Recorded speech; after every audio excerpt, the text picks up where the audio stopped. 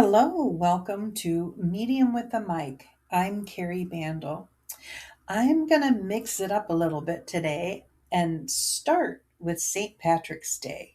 And then I'm going somewhere a little juicy with this one.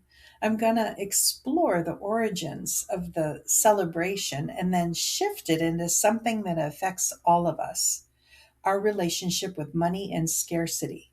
And why not? We got the pot of gold at the end of the rainbow. So grab your green tea or your green beer, whichever, I don't judge, and let's get into it. So let's start with the man himself, St. Patrick. He wasn't even Irish, which I think is hilarious. He actually was born in Roman Britain around 385 AD.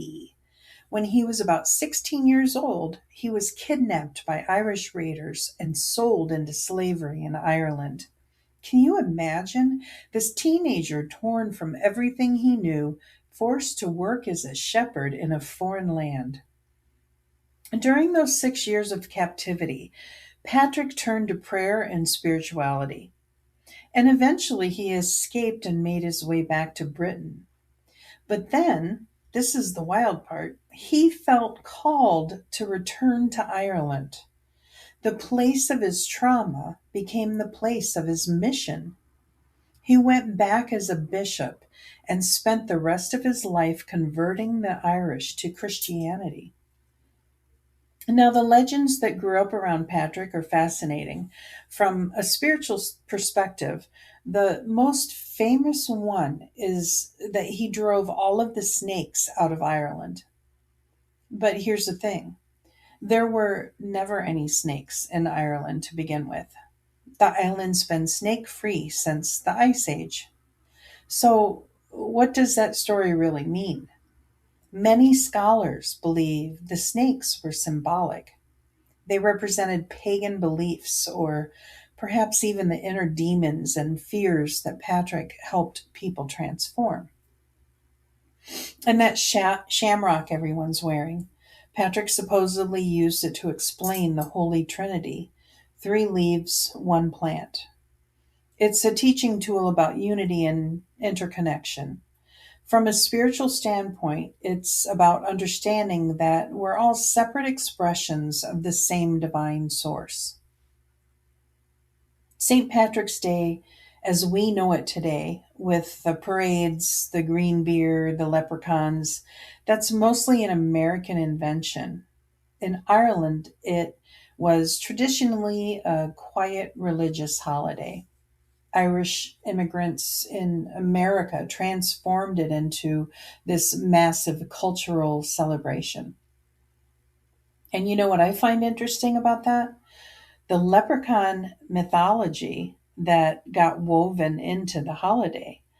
Leprechauns, according to Irish folklore, are these solitary fairies who spend their time making shoes and hiding pots of gold at the end of the rainbows. I love that. If you catch one, legend says he has to grant you three wishes or give you his gold. But here's the catch, leprechauns are tricksters.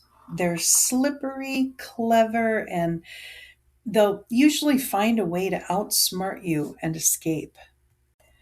So think about what this mythology is really saying. The message is that wealth and luck are elusive, hard to catch, and even if you think you've got them, they might slip away. It's actually a scarcity story dressed up in folklore. The pot of gold is always just out of reach at the end of a rainbow you can never quite get to. This ties perfectly into what I want to talk about today: our collective and personal relationships with money, abundance, and scarcity. So let's talk about scarcity. Scarcity is mindset. It's the belief that there's never enough, not enough money, not enough opportunities, not enough success to go around. It's the feeling that if someone else wins, you lose. If If your friend gets a promotion, somehow there's less success available for you. And that's exhausting, right? From a spiritual perspective, scarcity mindset is a fundamental misunderstanding of how energy and abundance actually works in the universe. But before we get too woo woo, let's look at the science because there's actual neuroscience that backs this up.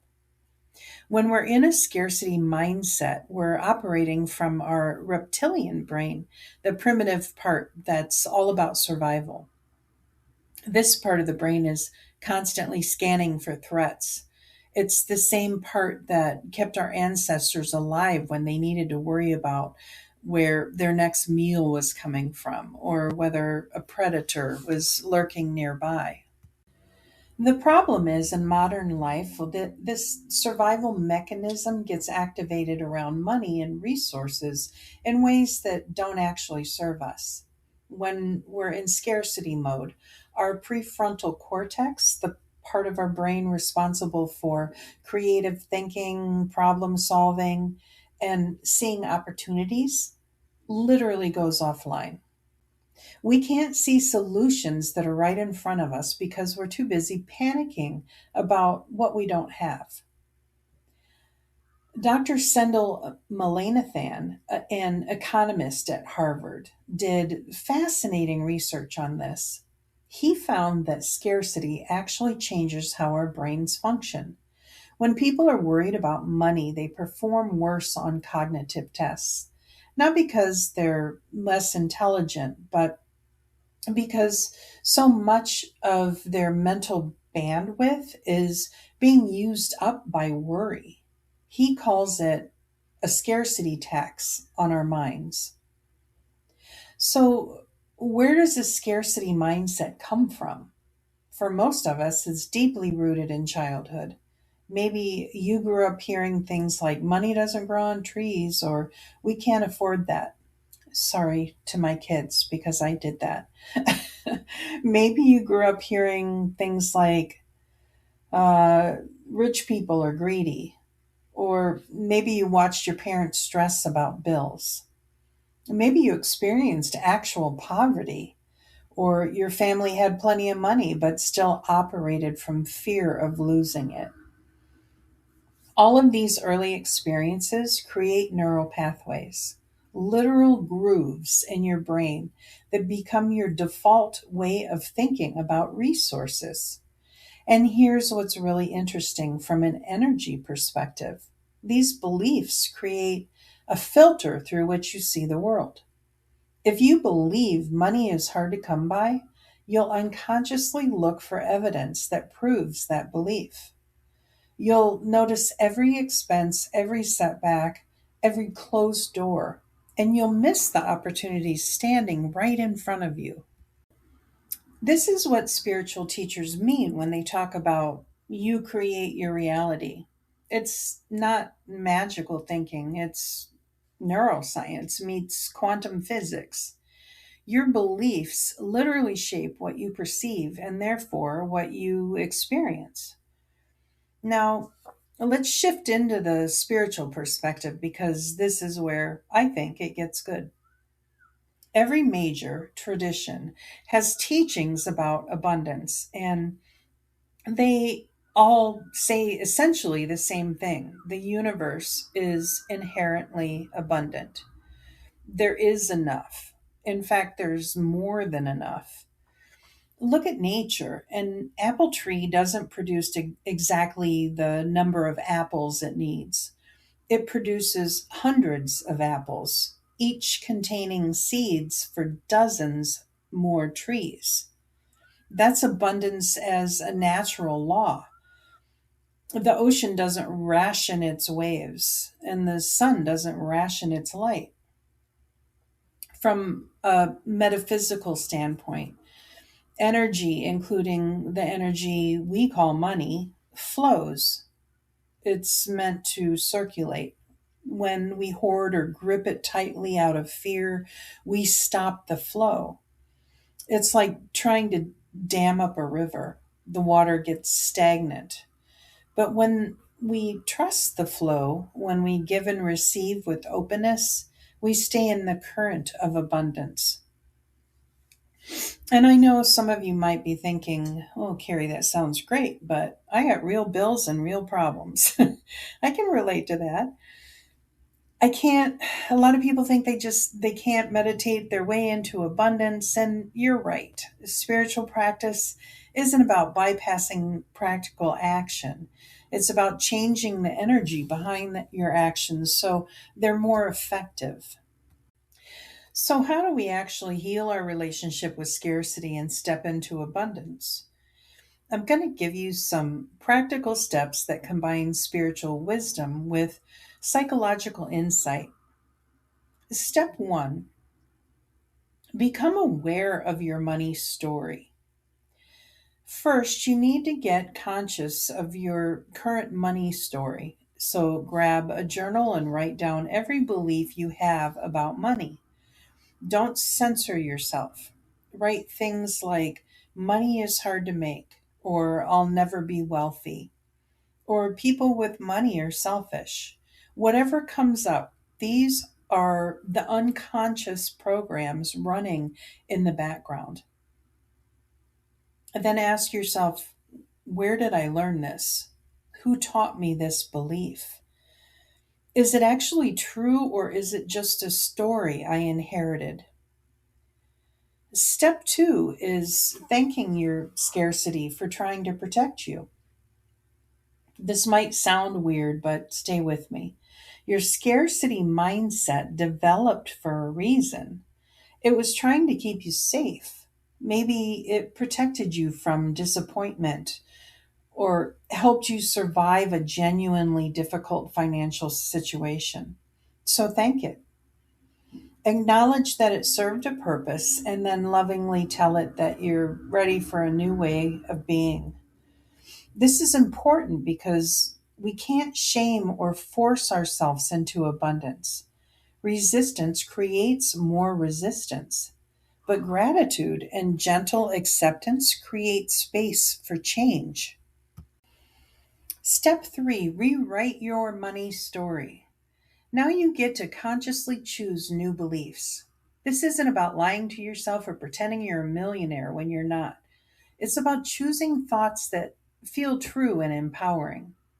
Instead of money is hard to make, try I'm learning to create value and receive compensation.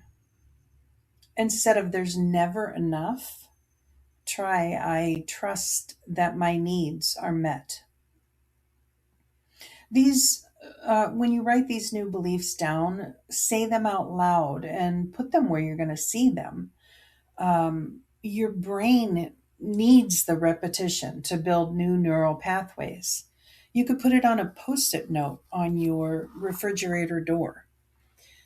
And right here in front of me on my computer, it says, money flows freely to me daily.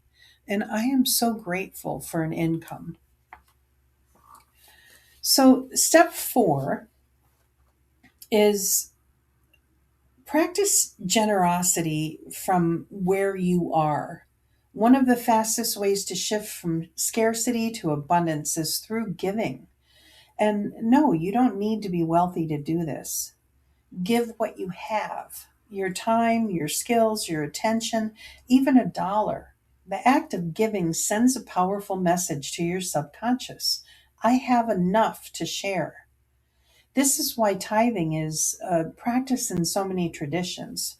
It's not about the amount, it's about the energetic message you're sending to the universe and to yourself. Step five, celebrate other people's abundance. When someone else succeeds or gets money, wins something, celebrate them genuinely. This is huge.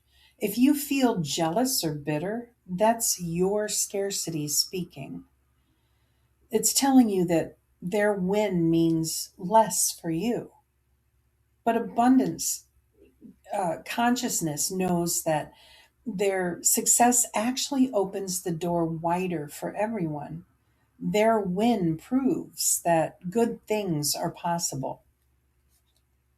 Step 6, develop a gratitude practice for what you have. Gratitude is like a magnet for abundance. So every day, write down 3 things you're grateful for financially. Maybe I'm grateful I had enough for groceries today. I'm grateful my car started. I'm grateful I have clean water. This trains your brain to look for evidence of abundance instead of evidence of lack. Let me share something that might shift your perspective. Money is energy, literally. It's a tool for exchanging value.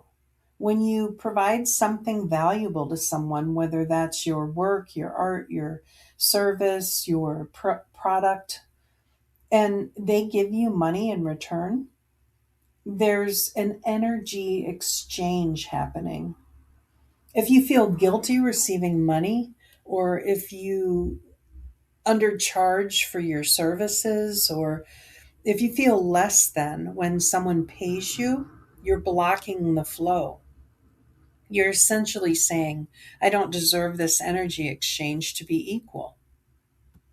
But when you own your value, when you receive money with gratitude and confidence, knowing you provided genuine value in return, that's when the flow opens up. That's when opportunities start happening. Not because you're more worthy than before, but because you're finally allowing yourself to receive what was always available. I want to address something that might be uncomfortable for some of you. There's this idea in some spiritual communities that money is somehow unspiritual, that wanting financial abundance makes you materialistic or shallow. But here's the truth: money is neutral. It's not good, it's not bad. Uh, it's more what you do with it that matters.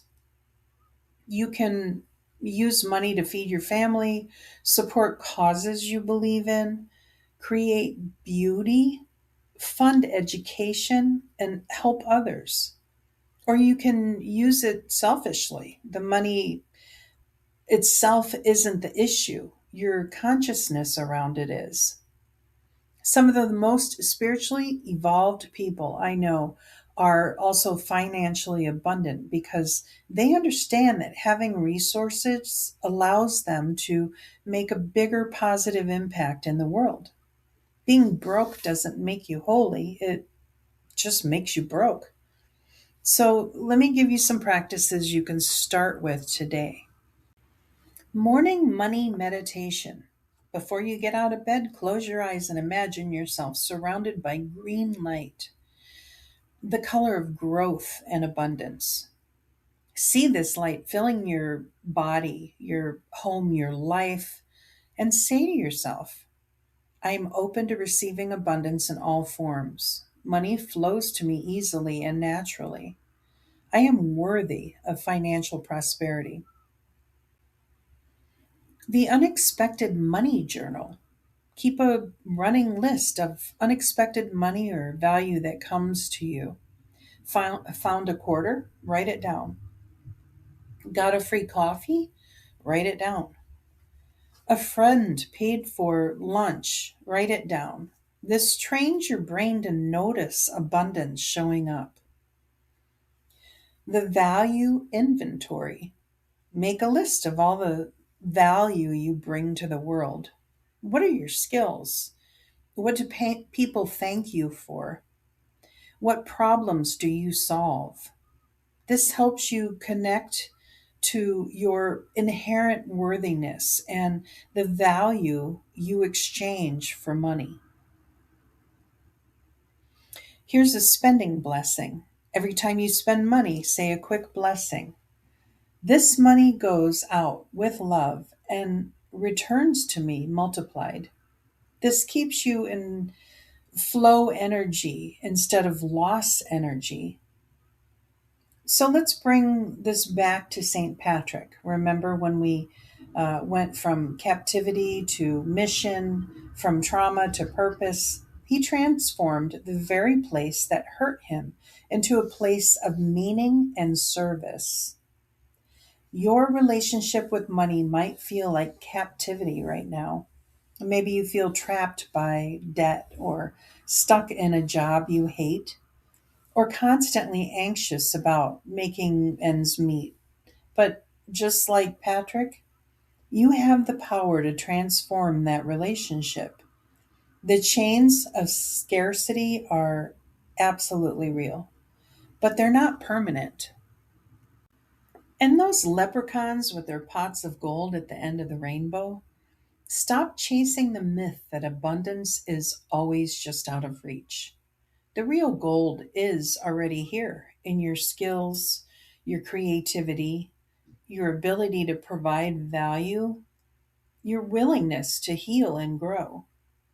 You don't need to catch a leprechaun.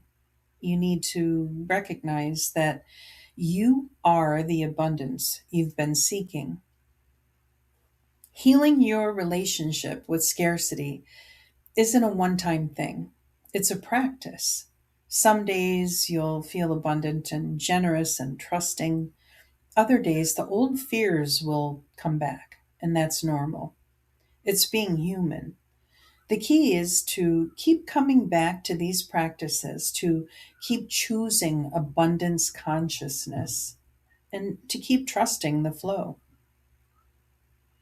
And here's something I want you to really take in. You are not separate from the abundance of the universe. You are the universe expressing itself in physical form. The same creative force that makes apple trees produce hundreds of apples is the same force moving through you. You're you're not trying to get abundance from somewhere out there. You're clearing the blocks so that abundance that's already yours can flow. So, this St. Patrick's Day, sure, wear your green and have your fun and drink the green beer, but also take a moment to honor the real transformation, the journey from captivity to freedom, from fear to trust, from scarcity to abundance. You've got this. The universe is abundant, and so are you. I put out this information in weekly emails and podcasts, and it's my labor of love. I do not use ads or get paid. So if you found value in it, help me be abundant by consider visiting my website, sacredwhispers1111.com, and buy me a coffee on my podcast page. Thank you in advance. And thanks for listening to Medium with a Mic. I'm Kari. Keep listening to those whispers of wisdom.